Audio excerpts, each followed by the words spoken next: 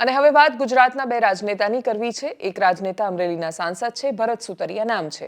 ચૂંટણી વખતે એમના પર ભારતીય જનતા પાર્ટીના નેતાઓએ ખૂબ પ્રહાર કર્યા। જેનીબેન ઠુમર એમની સામે લોકસભાની ચૂંટણી લડી રહ્યા હતા અમરેલીથી, તો એમણે એ પોતે ખૂબ ભણેલા છે એ વાતનો તો સ્વીકાર કરવો પડે, એટલે જેનીબેને પોતાના ભણેલા હોવાની વાત કરી। પણ ભારતીય જનતા પાર્ટીના જ નેતાઓ, એટલે કે જેમ કે પૂર્વ સાંસદ નારણ કાછડિયા કે પછી બાકીના બધા નેતાઓએ એમની ડિગ્રી, એમની બોલવાની શૈલી, એ બોલી શકે છે કે કેમ, એ બધા પર ખૂબ પ્રશ્નો ઊભા કર્યા હતા। એ જીતીને આવ્યા એના પછી જવાબમાં એમણે હિન્દીમાં પણ એક જગ્યાએ પ્રવચન અને વક્તવ્ય આપ્યું હતું। એના વિડીયોઝ પણ એ શેર કરતા હતા। પણ એ તો કશું બતાવવાની કે સામે પૂછાયેલા પ્રશ્નનો જવાબ આપવાની રાજનીતિ હતી। પણ આજે જે દ્રશ્યો સામે આવ્યા એ રાજનીતિના દ્રશ્યો છે જે સૌરાષ્ટ્રની રાજનીતિ છે, જે વર્ષોથી કદાચ એવું લાગતું હતું કે થોડા વર્ષોથી એક ગેપ આવી ગઈ છે કે સૌરાષ્ટ્રના પ્રશ્નોને લઈને સૌરાષ્ટ્રમાં એક સમય એવો હતો કે જ્યારે જનનેતાઓ હતા। કેશુ બાપા વિશે એકવાર સાંભળ્યું હતું કે ગાડું લઈને જઈ રહ્યો હતો ખેડૂતને, એની સમસ્યા સાંભળીને પછી એમને એક વિચાર આવ્યો અને પછી એટલી બધી એમણે ગામડાના ઉત્થાન માટેની યોજનાઓ આપી કે જે આજે પણ ગુજરાતનું ગામડું એ પેઢીના દરેક માણસો યાદ કરે છે।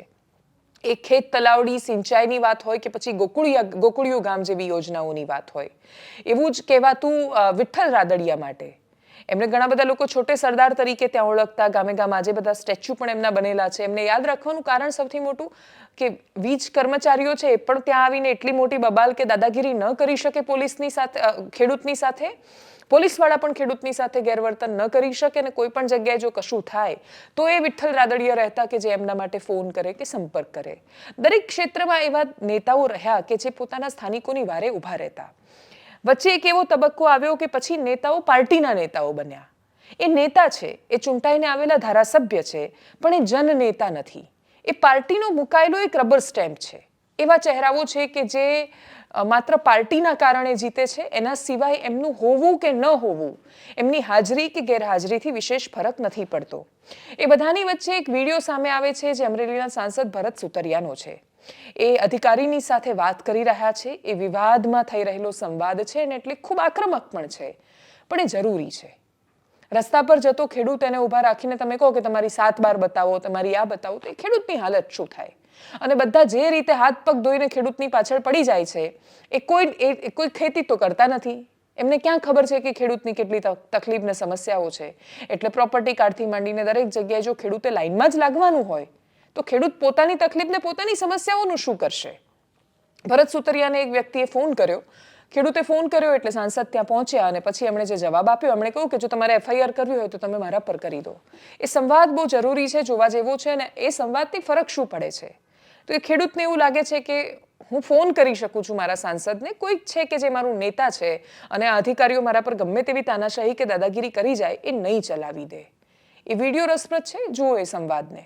કામની મીટિંગ હોય તમે આવી રીતે હેરાન કરો। તમે ખેડૂત લાવે તો કોણ લાવે? આકાશ છોડીને લાવે છે, ખેડૂત છોડીને લાવે છે। ખેડૂતોની ક્યાં સવાલ? તમે તપાસ કરો। તમને પેલા ખબર હોવી જોઈએ કે વેપારી લઈને નીકળ્યો છે, ખેડૂત લઈને નીકળ્યો, તમે સીધા અમને ઉભા રાખો। તમારી વાત સાંભળો, ગાડી લઈને નીકળે છે, હાથ બાર હારે લઈને નહીં નીકળે। તમારે પકડવા જ પકડી લેજો, માન નામનો પાડ નાખો ને હાલો।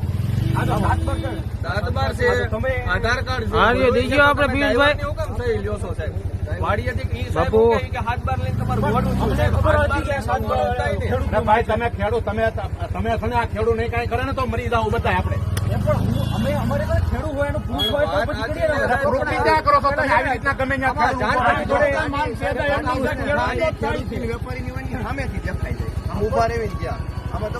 તમારે કઈ FIR કરવાની મારું નામ ની કરી નાખો। બિનકાયદેસર લીધી છે અમારી, એ તો સહી લીધી છે, અટકાવવા માટે હોય, ખાલી તમારે ગાડી ઉભી રાખી ગાડી લઈને જવા ચાલો। તમે મહેરબાની કરજો, ખેડૂત નહીં હેરાન કરતા તમે। હું તમે ખેડૂત આગળ લઈ જાવ હતું મેનેજ આવી રીતે હોતા છે।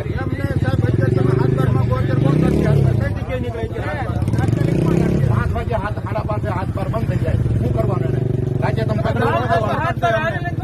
અને હાથ બાર લઈને જો, તમારી વાત સાંભળો, ઓનલાઈન જોઈને બધું આપી દીધું તમે દાદા કે ક્યાં ઓનલાઈન જોશે, તમે હાથ બાર પૂછી લો। યાર્ડમાં બિલ પાકા આવી જાય છે અમારે ખેડૂત। કેટલી ગાડી? કેટલી ગાડી હાલવા જો? તમે વેપારી હારે કેવી વાત કરતા હોય કરો ને તમે તારે। હાલો તો તમારી ગાડી જ આવે, ચાલો। રાજા વિરલભાઈ બતાવી જાય કૌશિકભાઈને ફોન કર્યો તોય સાહેબ ઈ કે મેં કીધું ભરતભાઈ આપણ ડોક્યુમેન્ટ વગર અમને કેવી રીતે ખબર પડે તમે ડોક્યુમેન્ટ નહીં તમે મારી વાતમાં તમને ખબર જ પડી જાય ખેડૂત કોણ છે વેપારી કોણ છે ખબર જ પડી જાય અહીં હું આમ નીકળું ને પડે એટલે મને ખબર પડી જાય મજૂર કોણ છે આપણે બાપુ આપણી છે મહાત્મા રાઠ છે બધું છે સબમિટ નથી થતું બિલ એક કલાકે સબમિટ નથી થતું બિલ તો અમારે ઈવે બિલ બનાવવું હોય તો નથી નીકળતું. રાજા વિરલભાઈ 2 કલાકે જીએસટી કયા કોમ્પ્યુટર જ નથી લેતું તો અમારે બિલ બનાવવું. હારે કઈ ગયો સાહેબ અમને તમારો જીએસટી નો નંબર છે જીએસટી નું બિલ નથી બનાવતું. ફોન કરજો હાથ પર ફોન માંગે તો હાલો આવા જ દ્રશ્યો નર્મદા જિલ્લામાંથી સામે આવ્યા છે. ચૈતર વસાવા ધારાસભ્ય છે ડેડિયાપાડાના ચૂંટાયેલા અનેક મુદ્દા અને વિવિધ પ્રશ્નોને લઈને લડતા હોય છે. નકલી કોલેજ પરવાનગી વગર ધમધમવી એસટી છાત્રની એટલે કે આદિવાસી છોકરાઓની સ્કોલરશિપ ખાઈ જતી સંસ્થાઓથી માંડીને અનેક જગ્યાએ એમણે પોતાનો અવાજ ઉઠાવેલો છે. ફરી એકવાર એક મુદ્દાને લઈને એમનું તંત્રની સાથે ઘર્ષણ થયું છે. એ દ્રશ્યો એ વિડીયો સામે આવ્યા છે સ્ટેચ્યુ ઓફ યુનિટીથી. જોઈ લો તમે. શ્રી સરકાર કરીને ISIPS ના પ્લોટો પાડી નાખ્યા. આ બધા મોલોમાં ભવનોમાં અમારું ટ્રાઇબલ બજેટ વાપરી નાખ્યું અને રૂપિયાના ટોકનમાં તમે રિલાયન્સને સફારી પાર્ક આપી દીધો 200 કરોડનું. ચિલ્ડ્રન આખું કૌભાંડ તમારે હમણાં એટલું બધું છે ને ચિલ્ડ્રન પેલું ન્યુટ્રિશન પાર્કમાં. એટલે અમે એનું નથી જાણતા એવું નથી. તમારું આ UDS ને બધાને કહો કે આવી બધી માનસિકતા બધું મૂકે. બાકી જે દિવસે અમે અહીંયા ઉતરીશું ને ભૂતકાળ અમારો પૂછી લેજો. અહીંયા તમારા કોણ હતા નિલેશ દુબે ભૂભે બધાને.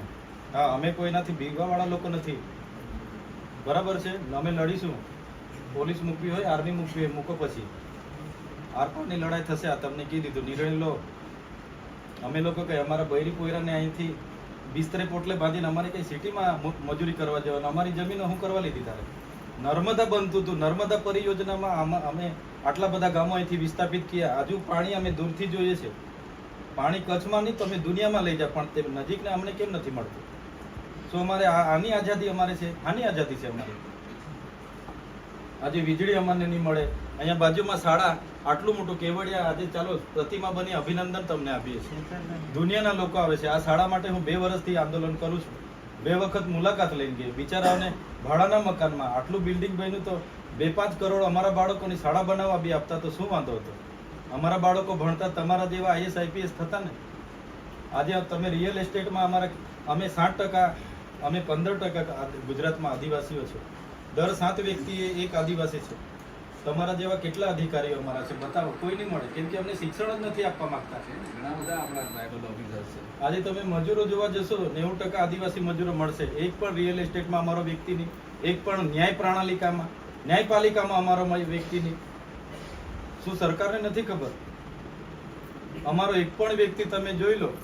તમારે સચિવાલયમાં તમે નજર કરી આવો. હું 2 વર્ષથી ગાંધીનગર જાઉં છું. શું આ જ માનસિકતા રાખવાની? આવી રીતના આદિવાસીનો વિકાસ થશે? આ બિલ્ડિંગો બની જવાથી, કે આ સ્ટેચ્યુ બની જવાથી, કે આ રોડ હાઈવે ના કમાટી બાગ ને ભમાટી બાગ સફારી પાર્ક બની જવાથી એ આદિવાસીનો વિકાસ નથી. અમારો વિકાસ શિક્ષણ આપો, રોજગારી આપો, અમને પણ નર્મદાનું પાણી આપો. અમે પણ અમારા બાળકોને સારું ભણાવીશું. અમારા બાળકો પણ સારી રીતે આગળ આવશે. તમે આ બિચારાએ જમીન ગુમાવી દીધી છે. રિક્ષું ચલાવીને બિચારા રોજના 200-500 કમાતા હોય એમને પણ શું વાંધો છે? ત્યારે અમને દુઃખ થાય છે, ત્યારે અમારો વિરોધ હોય. બાકી અમે કોઈ દિવસે વિકાસમાં વિરોધ નથી કરતા. નથી અમારા પૂર્વજોએ વિરોધ કર્યો. જે પીક રિક્ષાઓ છે અહીંના જ બહેનો છે ને, બહારથી તો આવ્યા નથી. પીક રિક્ષાઓ બી ચલાવો. એમને રોજગારી મળે. પીક રિક્ષા મેં તો કેમ છે ને, હજુ બીજી હો રિક્ષા લઈ આવી. બીજી હો રિક્ષા આપો, પણ આ હો રિક્ષા વાળાને તમારે અહીંયા ચલાવવા દેવા પડશે. એમનું ગામ લીંબડી છે, વાગડિયા છે, કેવડિયા છે. એ બિચારા રિક્ષા લઈને કઈ બીજા શહેરમાં જવાના? કે અમારા લોકો અહીંયાની ધંધો કરે તો શું બોમ્બેમાં ધંધો કરવા જવાના છે? અમારા લોકો અહીંયાની રોજગાર લે તો શું અમારે અમદાવાદ મજૂરી કરવા જવાનું છે? એટલું તો કોઈ બી અધિકારીને મગજમાં બેહે કે નહીં બેહે એમ?